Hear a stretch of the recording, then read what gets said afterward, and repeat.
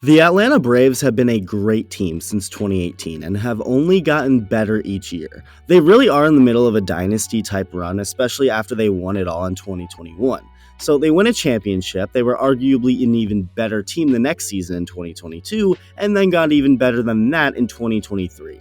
2023 has been a season for the ages for the Atlanta Braves, and that's saying the very least. That's really understating things. This team won 104 games, finished in first place in the NL East Division for the sixth year in a row, while also having the best record in all of baseball, clinching the number one seed in home field advantage for the entire postseason and World Series. So no matter how far they go. 104 wins may not have been the franchise record, with 106 being that number, something the 1998 Braves did, but there were records on top of records being broken by this 2023 Braves team. But really quick, consider subscribing to the channel if you enjoy the content and haven't yet. Thank you. Ronald Acuna Jr. is likely going to win the MVP award over Mookie Betts, in my opinion, as he has officially broken through as one of the top players in this game. The surface numbers are great for Ronnie, hitting over 330 with an on-base percentage over 400 and an OPS over 1,000, but there is more.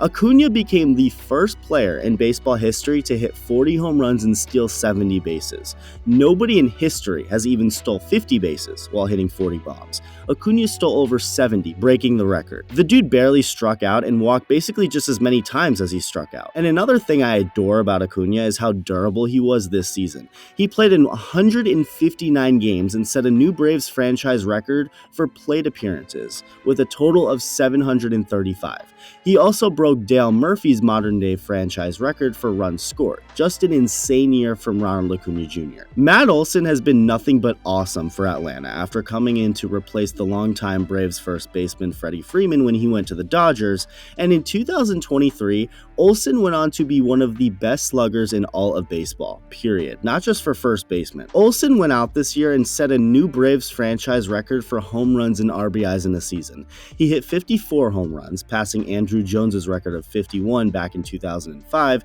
while also driving in 139 runs, passing Eddie Matthews' 135 RBIs back in 1953. Like Acuna, Olson was perfectly durable and reliable too, playing every single game, all 162. I mean, the dude was just incredible. Spencer Strider then broke John Smoltz's modern-era single-season strikeout record and finished the season with 281, while also winning 20 games. Although his ERA was in the high threes on the year, his FIP, aka fielding independent pitching, which is basically ERA if you take luck out of the equation, was an entire run lower than his ERA, also being the best FIP in the National League.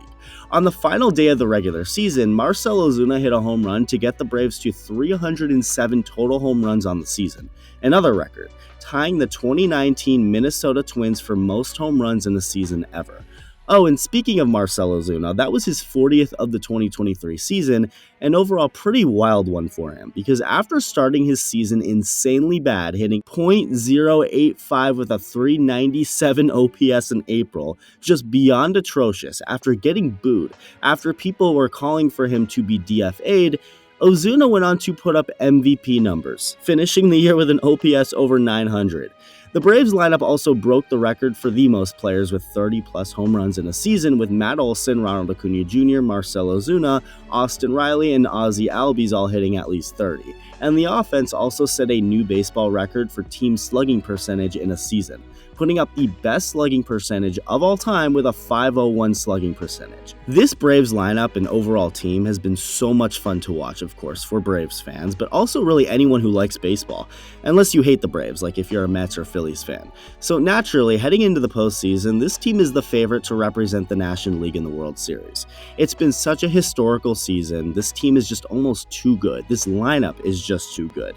But with that said, baseball is a cruel thing. It will eat you up and spit you out without having a care in the world who you are, even if you're a historically great Atlanta Braves team. Nobody is immune to the heartbreak.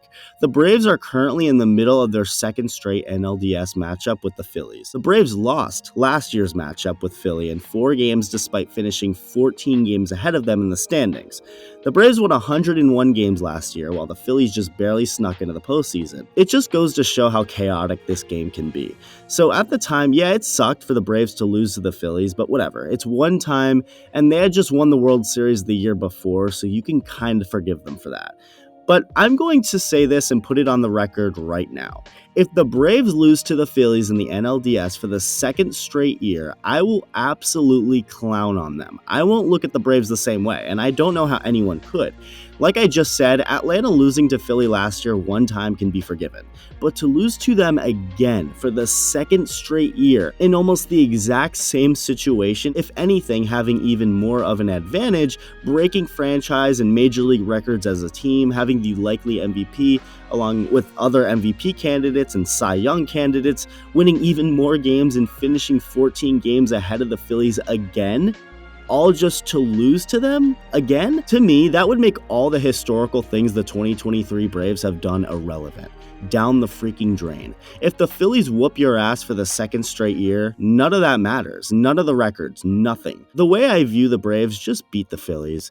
That's all I need from this team to validate what's happened during the regular season. Yeah, obviously it wouldn't be ideal for the Braves to lose in the NLCS or the World Series. You prefer them to win if you're a supporter of this team, but for me, I just need them to beat the Phillies.